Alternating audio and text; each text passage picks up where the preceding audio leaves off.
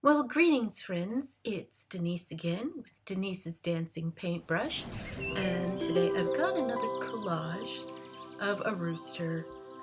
This is my rooster number 3, and I tried this time a white or very pale background with a little bit darker a sandy area near the bottom, under his feet.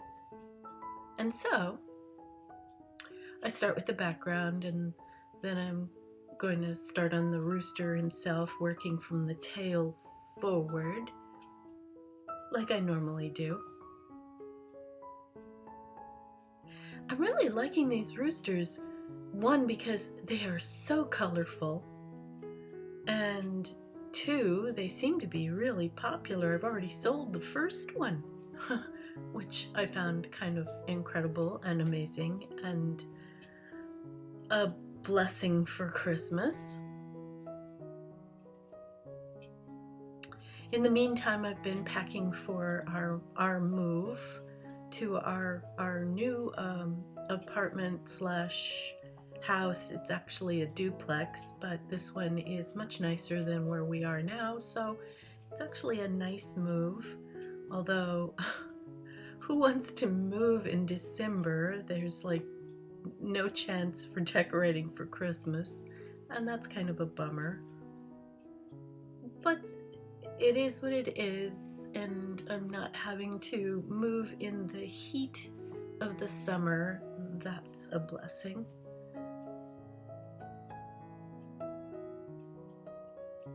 So I'm putting the darks in first because you can kind of see the under feathers, and they would be very dark on his tail.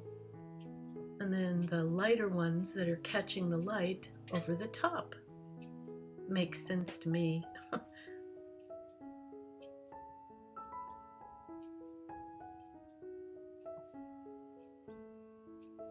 Some of these blue pieces I got from a very old wall calendar, and it's kind of fun to finally use them because they're just, it's such a mottled blue with funny red and orange colors in it that I hadn't been able to use it anywhere else, but this tail on this rooster works perfectly.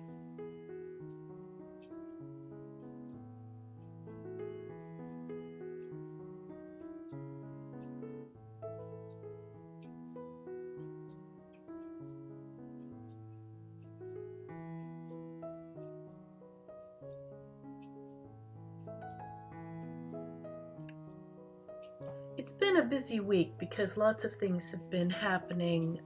I've had a meeting with our SWA group, kind of a end of the year banquet slash demo.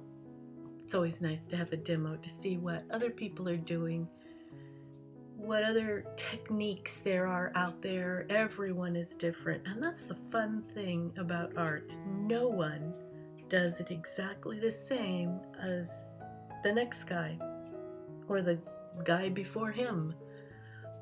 We all see things with our own personality, our own point of view, and so that leaves a wide variety of differences in our art, in the way we approach our art, in the way we execute our art. And even if you're not going to use the same medium or the same technique, it's fun to hear somebody talk about how they arrived at that place, in what they're doing and how they're doing it. It is well worthwhile for everyone to join a local art group where they have demonstrations and guest artists who come in and speak. I would highly recommend it. It's very, very beneficial, and gosh, there's just, even if you're not an oil painter, it's great to hear oil painters, how they approach color, color theory, temperature, line, form. It's all related, let's face it.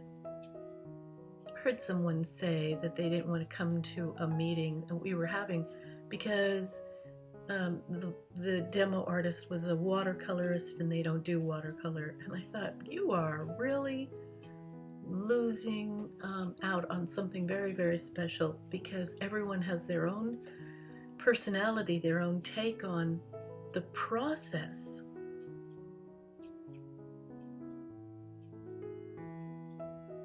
Even something as simple as this, a very short, very fast speed through demo.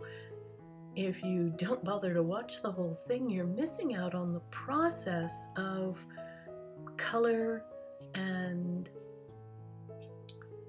finding ways to create dimension with value and form, and using just plain old cut strips of paper. It's the challenge of creating something from nothing.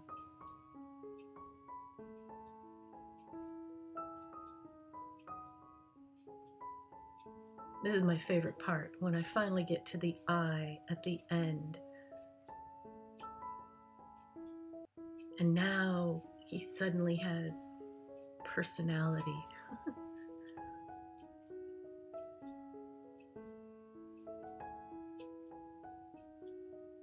So, I actually videotaped some of our demo artists, and this coming up is Katie Thompson.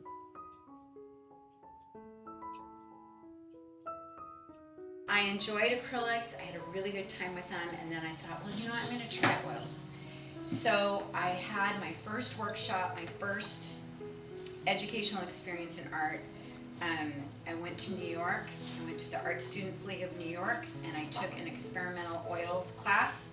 And the artist name who taught it was, her name is Anka King, and she is known for layering and layering and layering and developing something in a really indirect way. And it was great to just mess around in a guided way, learning about all the mechanics of layering and, lean to fat and what you could put on top of what and why not try it. So here's my rooster all finished. I hope you enjoyed my little clip and my speed through collage. I've hidden some birds and even some chickens in the background. Why not? Roosters don't usually hang out by themselves. They have hens all around. Thanks so much for bearing with me to the end and for watching this through. I do hope you subscribe and check out some of my links below, and come again. I'll see you next time, everyone. Bye now.